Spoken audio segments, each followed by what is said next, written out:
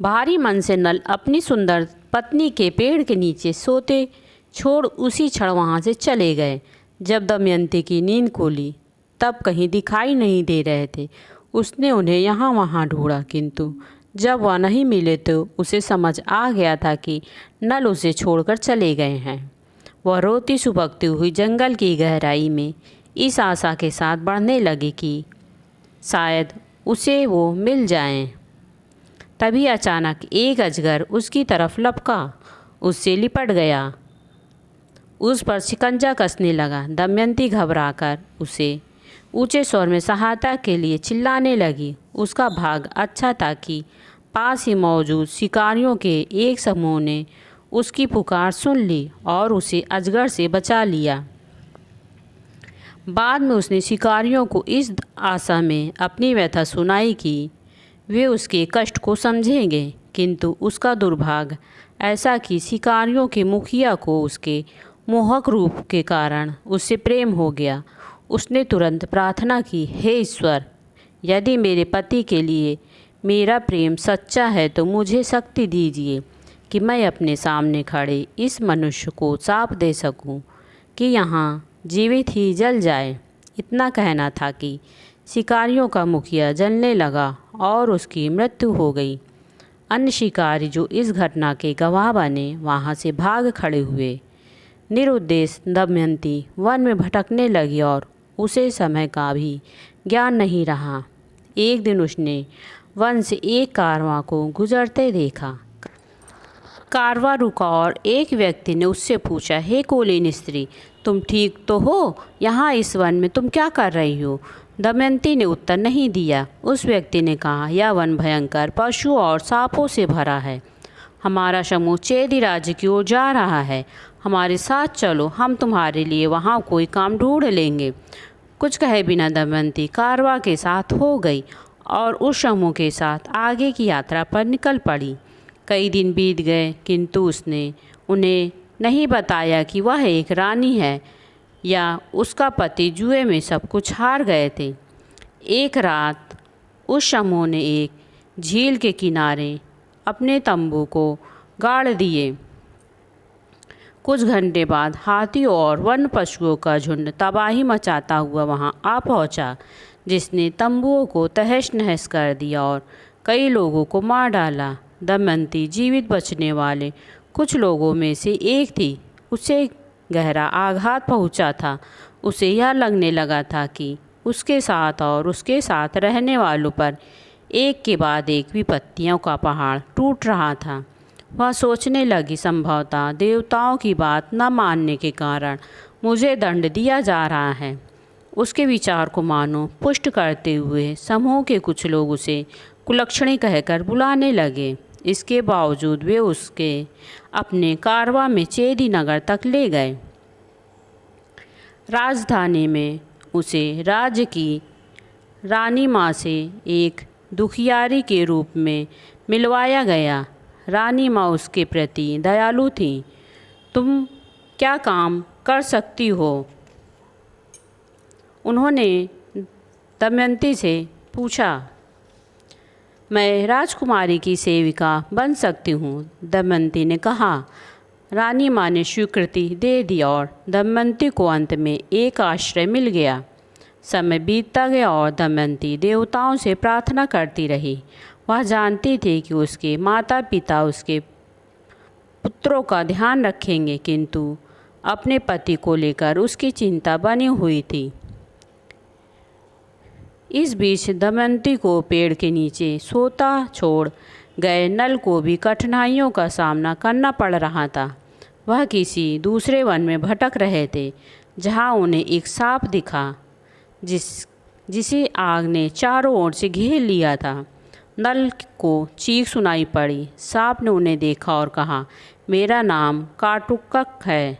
मैं आग के इस घेरे में फंस गया हूँ, मुझे बचा लो। दयालु स्वभाव का होने के कारण नल उसकी मदद के लिए दौड़े। उन्होंने कारकोटक को अपने कंधे पर उठाया और उसे आग के घेरे से बाहर निकाल दिया।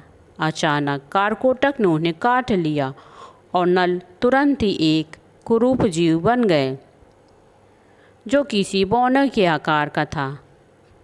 उन्हें क्रोध आ गया। यह तुमने मेरे साथ क्या किया?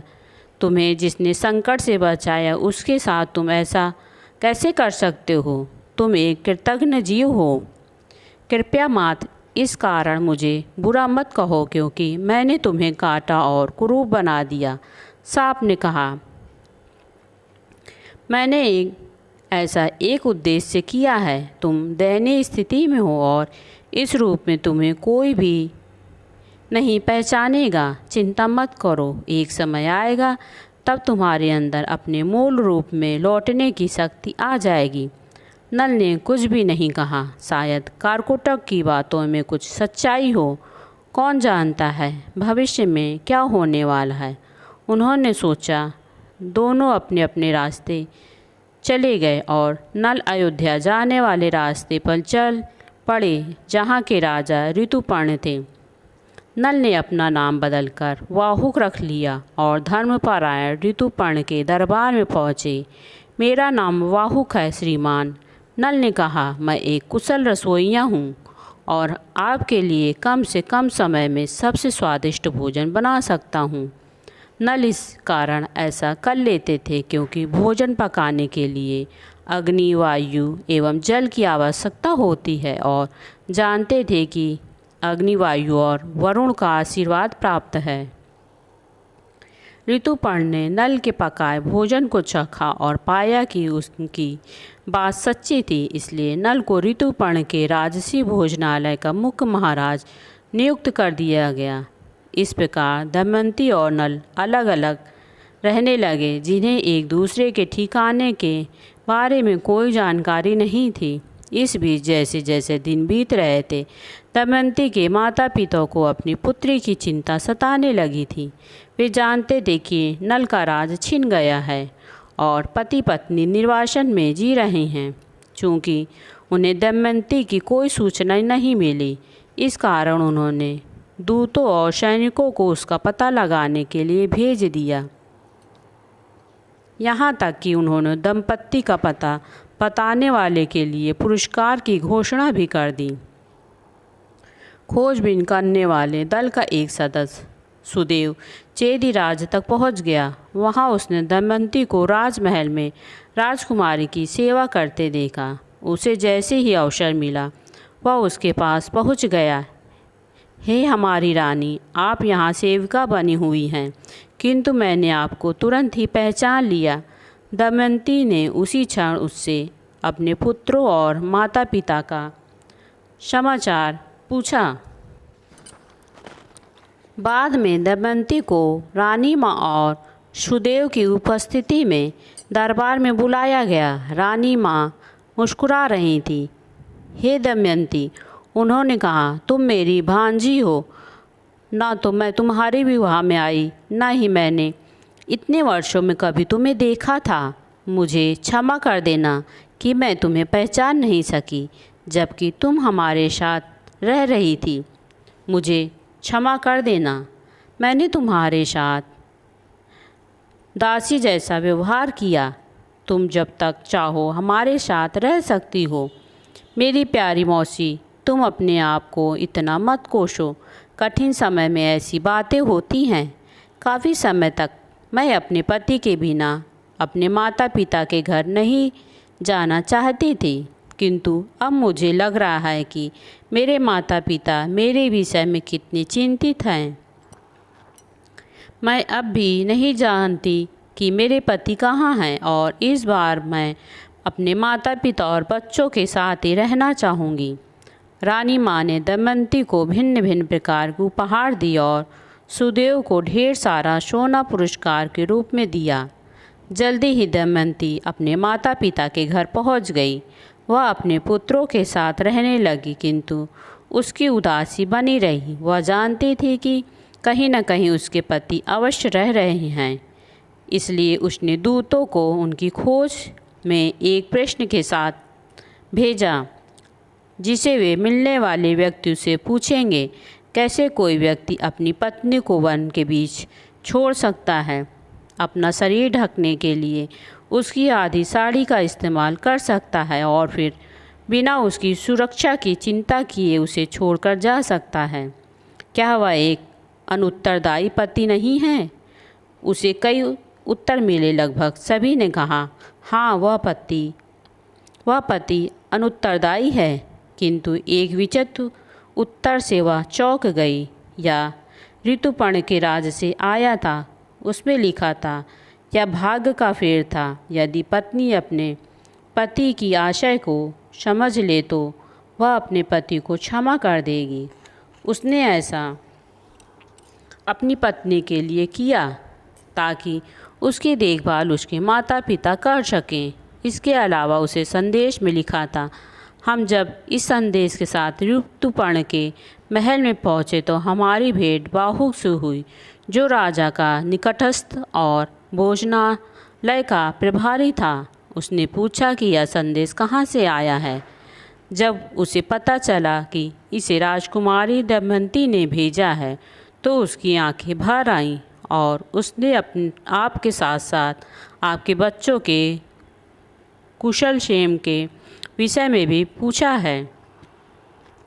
दमयंती ने संदेशवाहक से पूछा, वह बाहुक कैसा दिखता है? क्या वह सुंदर है? राजकुमारी जी, वह एक बौना है और इतना कुरूप है जैसे हमने आज तक नहीं देखा, उसने उत्तर दिया। दमयंती स्तंभ रह गई और उसने हाथों के इशारे से संदेशवाहकों को चले जाने को कह दिया। काफ़ी समय तक दमयंती इसी जानकारी पर सोच विचार करती रही। उसका मन कह रहा था कि वाहुक कोई और नहीं बल्कि उसके पति नल हैं, किंतु उसके रूप का जो वर्णन किया था उससे वह हिचक रही थी। अंत में उसने एक योजना बनाई। राजा ऋतुपर्ण एक कुशल चौसर खिलाड़ी थे। चूँकि वाहुक उनके सबसे समीप रहने वालों में से एक था और राजा के साथ काफ़ी समय बिताता था, इसलिए वह भी उसे खेल को खेलना सीख गया था। ऋतुपर्ण पेड़ के पत्तों को भी बड़ी सफाई से गिन लेते थे, जबकि बाहुक कुशल सारथी था। समय के साथ साथ दोनों ने एक दूसरे से कई प्रकार के कौशल सीख लिए थे। अब चूँकि दमयंती बाहुक के बारे में सूचना को लेकर उत्सुक रहती थी, इसलिए उसे समय समय पर ऋतुपर्ण के दरबार में उस बौने की सूचना मिल रही थी जो भोजन बनाने और रथ का सार्थक करने के लिए विख्यात था।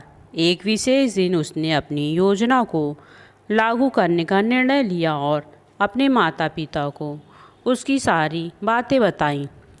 पिताजी, कृपा कर एक संदेशवाहक को महाराज ऋतुपर्ण के राज्य में इस सूचना के साथ भेजे कि कल सुबह मेरा दूसरा स्वयंवर हो रहा है।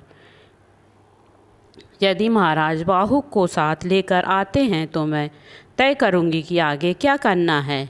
राजा सहमत नहीं थे, फिर भी उन्होंने अपनी बेटी की बुद्धिमानी पर विश्वास किया और ऋतुपर्ण के पास एक दूत को भेज दिया। ऋतुपर्ण ने दमयंती की सुंदरता के विषय में सुन रखा था और आमंत्रण मिलने पर उनकी खुशी का ठिकाना नहीं था। यदि उन्होंने मुझे थोड़ा पहले बता दिया होता तो मैं अवश्य शामिल होता। अब मैं स्वयंवर में सही समय पर कैसे पहुंच सकता हूं? उन्होंने सबसे यही सवाल पूछा। अचानक उन्होंने अपने विश्वासपात को ढूंढने के लिए इधर उधर देखा। अरे बाहुक, अब तो तुम ही मेरी आखिरी सहारा हो। क्या तुम मुझे वहाँ शीघ्र से शीघ्र पहुँचा सकते हो? हम अपने सबसे तेज़ दौड़ने वाले घोड़े और अपना सबसे अच्छा रथ ले चलेंगे। नल ने अपनी पत्नी के दूसरे विवाह का समाचार सुना तो वह उनका हृदय बैठ गया, किंतु वह अपने राजा के आदेश को टाल नहीं सकते थे। भारी मन से उन्होंने विदर्भ जाने की तैयारी शुरू कर दी और शीघ्र ही दोनों रवाना हो गए। उसी संध्या ऋतुपर्ण और बाहुक विदर्भ राज में पहुंच गए। दमयंती को जब पता चला कि छेदी के राजा के साथ वह कुरूप बौना भी आया है तो वह जान गई कि उसके पति के सिवाय कोई दूसरा राजधानी तक इतनी तीव्र गति से नहीं पहुंच सकता था। अपने अनुमान को सिद्ध करने के लिए उसने अपने पुत्रों को बाहुक से मिलने भेजा, जिसने उन्हें सीने से लगा लिया और फपक फपक कर रोने लगा। उसी रात दमयंती ने वाहुक को संदेशा भिजवाया कि वह उसके लिए भोजन पकाए। दमयंती जब भोजन चखा तो उसे अपने पति के हाथ का स्वाद मिला और उसी क्षण वह समझ गई कि वह बौना निश्चित रूप से उसका पति ही है। किंतु दमयंती सोच रही थी कि वह ऐसा क्यों दिख रहा है, इसलिए अपने पुत्रों को साथ लेकर वह पहली बार वाहुक से मिलने चल दी। मानो भाग्य को यह मालूम हो गया था कि वाहुक का सही समय आ चुका है। नल अपने मूल रूप में लौट आए और पूरे परिवार का फिर से मिलन हो गया। साथ साथ वे ऋतुपर्ण के पास पहुँचे, जहाँ दमयंती ने गलत संदेशा भिजवाने के लिए राजा से क्षमा मांगी। राजा को जब वाहुक की असली पहचान का पता चला तो उन्हें इस बात का अभिमान हुआ कि उनकी मित्रता नल से हुई और उन्होंने निष्ठा से उनकी सेवा की। जब सब कुछ और समय बीता तब नल वापस निषद राज पहुँचे। अपने भाई पुष्कर के साथ चौसर का एक और खेल खेला, जिसमें उसे पराजित किया और अंत में अपने राज्य को फिर से जीतकर शेष जीवन शांति से जीने लगे।